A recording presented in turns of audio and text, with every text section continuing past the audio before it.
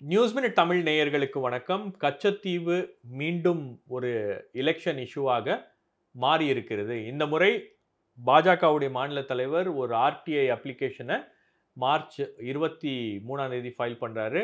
ஒரு 4-5 நாட்கள்லயே அவருக்கு முக்கியமான டாக்குமெண்ட்ஸை ஆர்டிஐ மூலமாக இந்திய அரசாங்கம் கொடுக்கிறது. அதுக்கப்புறம் அந்த கச்சத்தீவு இஷ்யூல சில கேள்விகளை அவர்கள் எழுப்பியிருக்கிறார்கள். இதை பற்றி பேசுவதற்காக நம்மோடு டாக்டர் ஆர்.கே. ராதாகிருஷ்ணன் அவர்கள் இணைந்துள்ளார். ராதாகிருஷ்ணன் உங்களுக்கெல்லாம் தெரியும். அவர் ஸ்ரீலங்காலேருந்தும் ரிப்போர்ட் பண்ணியிருக்காரு. ஸ்ரீலங்காவை பற்றியும் நீண்ட காலமாக ரிப்போர்ட் பண்ணிட்டு இருக்காரு. இந்த விஷயத்தை பற்றி பேசுறதுக்கு முன்னாடி ஒரு சின்ன ரிக்வெஸ்ட். நியூஸ் மினிட் சுதந்திரமாக இயங்கக்கூடிய ஒரு நிறுவனம். எந்த விதமான சமரசமும் இல்லாமல், அரசாங்க விளம்பரத்தை நம்பாமல், உங்களை நம்பி இயங்கக்கூடிய ஒரு சுதந்திரமான ஊடக நிறுவனம். நாங்கள் செய்யக்கூடிய இந்த வேலை உங்களுக்கு பிடித்திருந்தால், இந்த வேலையை தொடர வேண்டும் என்று நீங்கள் நினைத்தால், நியூஸ் மினிட்டுடைய மெம்பராக மாறி உங்களுடைய ஆதரவை எங்களுக்கு தெரிவிக்கலாம். அதற்கான லிங்கை இந்த டிஸ்கிரிப்ஷனில் கொடுத்துருக்கேன். அதை கிளிக் பண்ணி நியூஸ் மினிட்டுடைய மெம்பராக மாறுங்க. அல்லது QR கோடை பயன்படுத்தி மெம்பராக மாறி இண்டிபெண்டன்ட் ஜேர்னலிசம்க்கு உங்களுடைய ஆதரவை தெரிவிக்க வேண்டும் என்று கேட்டுக்கொள்கிறேன். சார், இந்த கச்சத்தீவு இஷ்யூ ரைஸ் பண்ணியிருக்கக்கூடிய டைமிங் ஒரு ரொம்ப குரூஷியலான டைமிங், எலெக்ஷன் டைமிங். ரெண்டாவது அந்த ரைஸ் பண்ணியிருக்கக்கூடிய விதம் பார்த்தீங்கன்னா, ஒரு ஆர்டிஐ அப்ளிகேஷனை பாஜகவுடைய மாநில தலைவர் ஃபைல் பண்ணுறாரு. ஃபைல் பண்ண உடனே முக்கியமான டாக்குமெண்ட்ஸ் 2 டாக்குமெண்ட்ஸ் அவருக்கு கொடுக்கப்படுகிறது. அது ஒரு செய்தியாக டைம்ஸ் ஆஃப் இந்தியாவில் வருது. அந்த செய்தியை பார்த்த உடனே தான் எனக்கு ரொம்ப ஆச்சரியமாக இருக்குன்னு பிரதமர் ட்வீட் பண்ணுறாரு. ஒரு செய்திக்கு அவர் முதல் முறையாக ரியாக்ட் பண்ணுறாரு. Oh my god, it is an eye opener அப்படின்னு. அப்போது இவ்வளவு விஷயங்கள் இந்த சீக்வன்ஸில் நடக்கும்போது இதை எப்படி புரிஞ்சுக்கிறது சார்? என்ன நடக்குது? இல்லை, 10 வருஷமாக பிரதமருக்கு தெரியவே தெரியாதா? கச்சத்தீவுன்னு ஒரு இடம் இருந்தது, அது இலங்கை கிட்ட இருக்கிறது, இந்த மாதிரி ஒரு விஷயம் இருக்குன்னு தெரியாத ஒரு பிரதமர் இன்றைக்கி நாடை ஆண்டு கொண்டு இருக்கிறான்னு பார்க்கும்போது எனக்கு மிக அதை விட பெரிய அதிர்ச்சியாக இருக்குது. பிரதமருக்கு அதிர்ச்சியை விட எனக்கு அதை விட அதிர்ச்சியாக இருக்குது. இது ஒன்று. ரெண்டாவதாக 2014 2019 அந்த தேர்தல் அவர்களுடைய அந்த மேனிஃபெஸ்டோவில் இந்த பிரச்சனையே கிடையாது. திடீரென்று எங்கிருந்து வந்தது? அப்போ என்னை பொறுத்தளவில் ஏதோ ஒரு பிரச்சனையை தமிழ்நாட்டில் எழுப்ப வேண்டும். ஏதோ அது ஒரு கொஞ்சம் மக்களுக்கு ஒரு எமோஷ்னல் இஷ்யூவாக இருக்க வேண்டும். அந்த எமோஷ்னல் இஷ்யூ என்னன்னு ரொம்ப ஆராய்ந்து பார்த்தார்கள். அது எதோ ட்ரை பண்ணி பார்த்தார்கள். 2G, அதாவது ஊழல் என்று ஆரம்பித்தார்கள். இண்டிவிஜுவல் ஊழலிருந்து ஆரம்பித்துக் கொண்டு திமுகவினுடைய ஊழல்லாம் ஆரம்பித்தார்கள். அதிமுகவை சாடினார்கள். அதன் பிறகு வாரிசு அரசியல் என்று ஆரம்பித்தார்கள். அதன் பிறகு வேற இந்த மாதிரி ஒரு 10 பிரச்சனையை எடுத்துகிட்டே வந்தார்கள். இதில் ஒரு பிரச்சனையாகத்தான் நான் இந்த கச்சத்தீவு விவகாரத்தை பார்க்குறேன். நிச்சயமாக கச்சத்தீவு விவகாரத்துக்கு கச்சத்தீவினால் கச்சத்தீவு மேலே உங்களுக்கு யாருக்கும் காதலெல்லாம் கிடையாது. ஆனால் கச்சத்தீவு ஒரு இஷ்யூ வைத்துக்கொண்டு தேர்தலில் என்ன ஆதாயம் பெற முடியும் என்ற அந்த நோக்கத்தோடு செய்கின்ற விஷயம்தான்.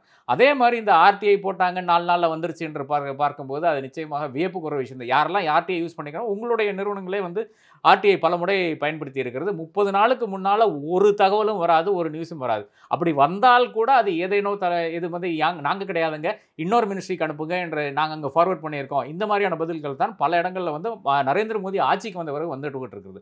5 நாளில் கொடுக்குறேன்னு பார்த்தீங்கன்னா வேற ஒன்றும் கிடையாது, செட்டப் தான். என்டையர் கேம் செட்டப் பண்ணியிருக்காங்க. அந்த செட்டப்பில் அண்ணாமலை எடுத்து கொடுக்குறாரோ இல்லை அந்த டீம் எடுத்து கொடுக்குறதோ, யாரோ எடுத்து கொடுத்துருக்காங்க. அவர்களுக்கு ஒரு ரிசர்ச் டீம் இருக்கிறது. அந்த ரிசர்ச் டீம் எதோ எடுத்து ஒரு 10 மேட்டர் கொடுக்குறதில்ல, இது நல்லா இருக்குப்பா அப்படின்னு சொல்லிட்டு இந்த ஒரு மேட்டரை எடுத்து படித்திருக்கிறார்கள் என்று நான் பார்க்கிறேன்.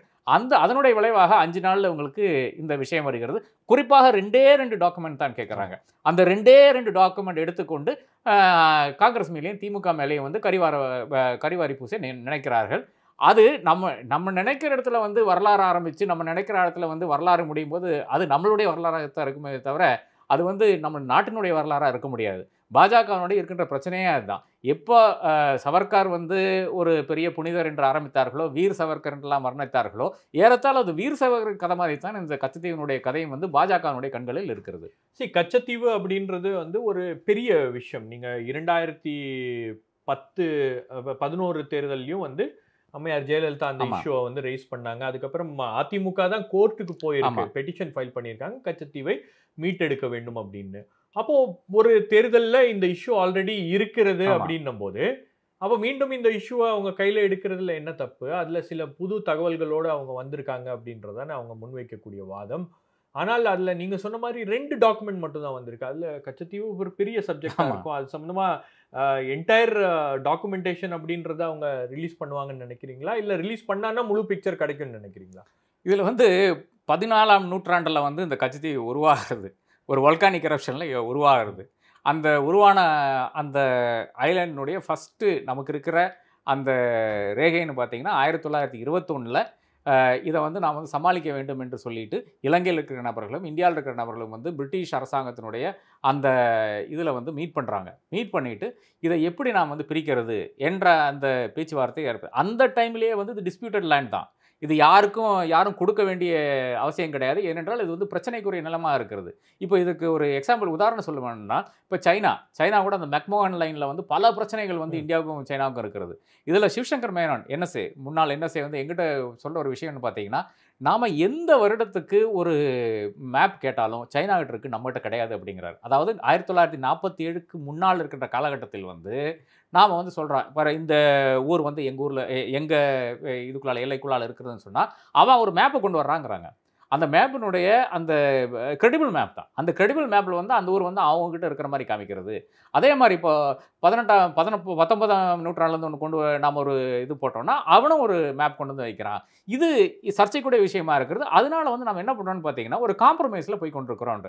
அதே காம்ப்ரமைஸ் தான் இங்கேயும் நடந்திருக்கிறது. ஆனால் அந்த காம்ப்ரமைஸ் எல்லாம் விட்டு போட்டு என்ன பண்றாங்கன்னு பார்த்தீங்கன்னா, குடுத்துட்டாங்க என்ற ஒரு விஷயம் மட்டும் பேசிக் கொண்டிருக்கிறார்கள். நீங்க சொன்னது உண்மைதான். ஜெயலலிதா தான் 1999ல வந்த பிறகு வந்து முதல் முறையாக சென்றுகிறார்.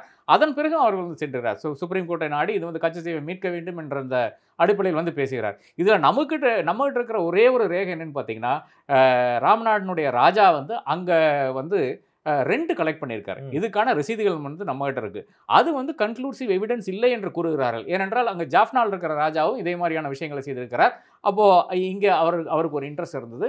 அவரும் அதற்கான சான்றுகளை வந்து வைக்கிறார்கள். அப்போ அந்த டிஸ்பியூட் இன்னும் ஒரு நிலவில் இருக்கிற ஒரு டிஸ்பியூட் தான்.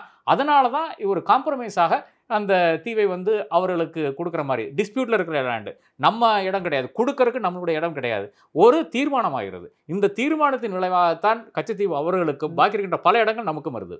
நாமளும் வந்து கச்சத்தீவ வந்து பெரிய அளவுக்கு இந்தியாவும் வந்து அதுல கிளைம் பண்ணலையே. ரொம்ப அதிக அளவு வந்து நாம அது எங்களுக்கு தான் அந்த நிலம் சொந்தம் அப்படின்ற மாரி கிளைம் பண்ணியிருக்கோமா?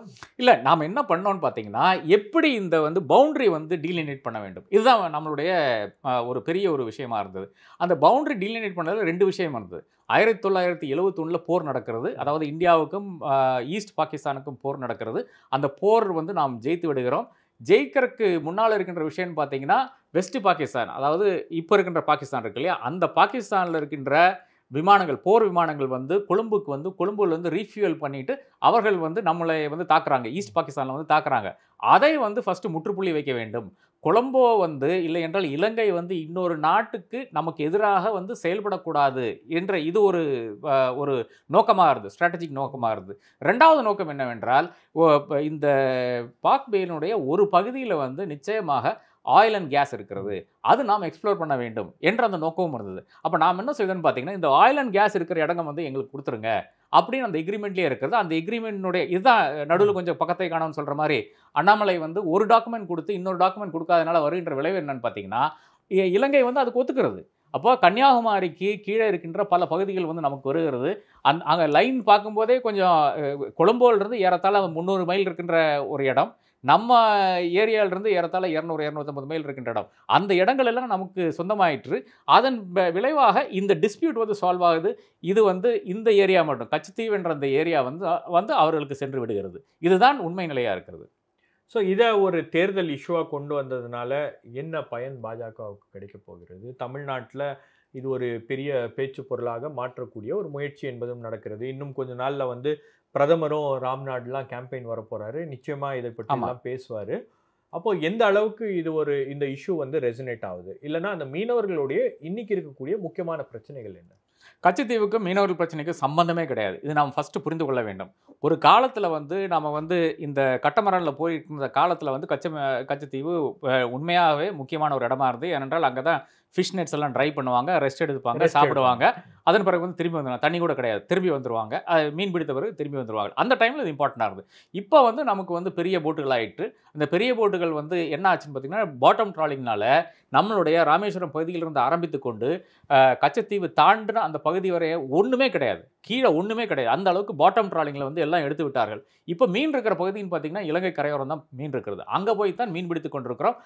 அப்ப இது பிரச்சனையே கிடையாது. அதாவது மீனவர் பிரச்சனையும் கச்சத்தீவும் வந்து 2 பிரச்சனைகள். கச்சத்தீவு என்பது அரசியல் காரணங்களுக்காக இப்ப எடுத்துக்கொண்டு வருகின்ற ஒரு பிரச்சனை. மீனவர் அங்க பிடிபடுவது என்பது அது நிச்சயமாக இங்க வாழ்வாதாரம் இல்லாதனால, அதுவும் இந்திய அரசாங்கத்தினுடைய மெத்தன போக்குனால இவர்களுக்கு டீப் சீ ஃபிஷிங் கத்துக் கொடுக்காதனால வருகின்ற பிரச்சனையாகத்தான் பார்க்க வேண்டியதா இருக்கிறது. இனி அடுத்ததாக இது ஏன் இந்த இஷ்யூ இப்போ வருதுன்னு பார்த்தீங்கன்னா, வேற ஒன்றும் கிடையாது, இமோஷனல் இஷ்யூ. கச்சத்தீவை தாரவாத்துகள்னு சொல்லிட்டு இன்ஸ்டாகிராமில் வந்து 10 செகண்ட்ல, இப்போ 20 செகண்ட்ல வந்து ரீல் போட்டுடலாம். அந்த ரீல் தான் பாதி மக்கள் பார்க்கிறார்கள் என்று இவர்கள் நினைத்துக் கொண்டிருக்கிறார்கள். இதுல பிரச்சனை எங்க வருதுன்னு பார்த்தீங்கன்னா, வட இந்தியாவில் வேணா மக்கள் அப்படி பார்ப்பார்கள். தமிழகத்தில் வந்து என்னன்னா, அரசியல்ல கொஞ்சம் கவனிக்கக்கூடிய மக்கள் இருக்கிறார்கள். ஐபிஎல் சாயங்காலம் போட்டா கூட அவர்கள் வந்து இந்த இஷ்யூ என்னன்றதுக்காக அட்லீஸ்ட் ஒரு 2 வீடியோ பார்க்கக்கூடிய மக்கள் இருக்கிறார்கள், இல்லை என்றால் படிக்கக்கூடிய மக்கள் இருக்கிறார்கள். அதுவும் பெரும்பாலான மக்கள் ஓட்டர்ஸ் என்று பார்த்தீங்கன்னா, இளைஞர்களானாலும் சரி, இல்லை கொஞ்சம் வயதானவர்களானாலும் சரி, இந்த இஷ்யூ என்னன்னு தெரிஞ்சிருக்காக ஏதாச்சும் ஒரு விதத்தில் வந்து அவர்கள் வந்து இந்த ஓட்டர் என்ற அந்த நபர் வந்து முன்கை எடுப்பார். அப்போ அதனால தான் தமிழகத்தில் இது வந்து விளங்காத இஷ்யூவாக இருக்குது. தமிழ்நாட்டில் நிச்சயமாக இது வந்து யாருமே வந்து ஒத்துக்கொள்ள மாட்டார்கள். கச்சத்தீவை தாரை வார்த்தார்கள் என்ற அந்த வாதமே வந்து தமிழ்நாட்டில் வைக்க முடியாது என்று நான் கருதுகிறேன். தவறான இஷ்யூ எடுத்து விட்டார்கள் என்றுதான் என்னுடைய ஒரு கணிப்பாக இருக்கிறது. சரி, இந்த மாதிரி ஒரு இஷ்யூவை எடுக்க வேண்டிய அவசியம் என்ன? நீங்க சொன்னீங்க இந்த மாதிரி நிறைய இஷ்யூஸை வந்து தமிழகத்தை மையப்படுத்தியே எடுக்கிறார்கள்.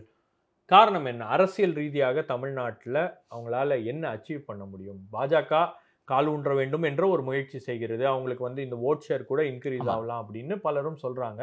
கட்சி வளர்கிறதுன்னும் போது இது என்ன மாதிரியான ஒரு இம்பாக்டை இந்த தேர்தலில் கிரியேட் பண்ணும் கச்சத்தீவு மட்டும்? இப்போ என்னை பொறுத்தவரை ஒரே ஒரு விஷயம் தான் நான் பார்க்குறேன். இது கச்சத்தீவு அடுத்த பாலக்கோட்டை இருக்குமோ என்ற அந்த ஒரே ஒரு மேட்டர் தான் பார்க்குறேன். ஏனென்றால் மண்டபத்தில் ஒரு டிட்டாச்மெண்ட் இருக்குது நேவியிலிருந்து.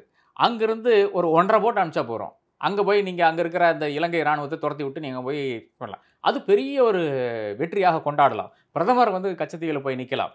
இதனால் என்ன ஆகுன்னு பார்த்தீங்கன்னா, இலங்கையோட இருக்கின்ற உறவே கம்ப்ளீட்டாக அருந்துவிடும். சீனா அங்கே வந்து அடுத்ததாக ஜஃப்னால வந்து உட்கார போகிறான், டெல்ஃபில் வந்து உட்கார போகிறான்.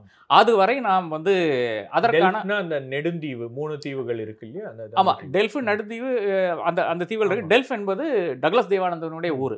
அந்த ஊர்லேயும் வந்து சீனா உட்கார்றதுக்கான வழிவகை செய்து கொண்டிருக்கிறார்கள். என்னை பொறுத்தளவில் இது ஏதோ இந்த இஷ்யூ எடுக்கிறதுல இருக்கின்ற அந்த சாதுரியம் கிடையாது. இந்த தாட் ப்ராசஸ் என்றால் அதை எடுத்து விடலாம், அந்த தீவையே நாம் எடுக்கிறதுக்கான அந்த வழி இருக்கிறது. ஏனென்றால் என்னுடைய எக்ஸ்பீரியன்ஸ் என்ன, பாலக்கோட் தான் என்னுடைய எக்ஸ்பீரியன்ஸாக இருக்கிறது. பாலக்கோட்டில் நடந்த விஷயம் வந்து இங்கேயே ரிப்பீட் பண்ணக்கூடாது என்ற அந்த ஒரு திங்கிங் வந்து தாராளமாக இருக்கும் என்று நான் கருதுகிறேன்.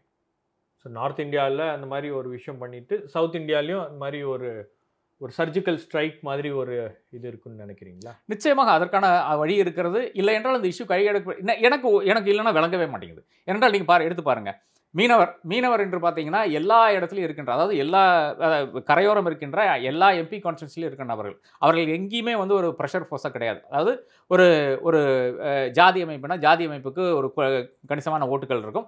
அவர்கள் வந்து ப்ரெஷர் போடுவாங்க, எங்களுக்கு இதெல்லாம் பண்ணி கொடுங்க, இல்லைன்னா நாங்கள் ஓட்டு போட மாட்டோம்னு. அப்படி மீனவர்கள் ஒரு தொகுதியிலையும் கிடையாது. அப்படி இருக்கின்ற மீனவர்களுக்கான பிரச்சனை இது கிடையாது. ஆனால் இதே ஒரு எமோட்டிவ் இஷ்யூவாக எப்போ கொண்டு வர முடியும்னு பார்த்தீங்கன்னா, நீங்கள் கச்சத்தீவை மீட்டாக தான் நீங்கள் கொண்டு வர முடியும். அதனுடைய டிமாண்ட்ஸ் வந்து இப்போ வலுவாக போகிறது.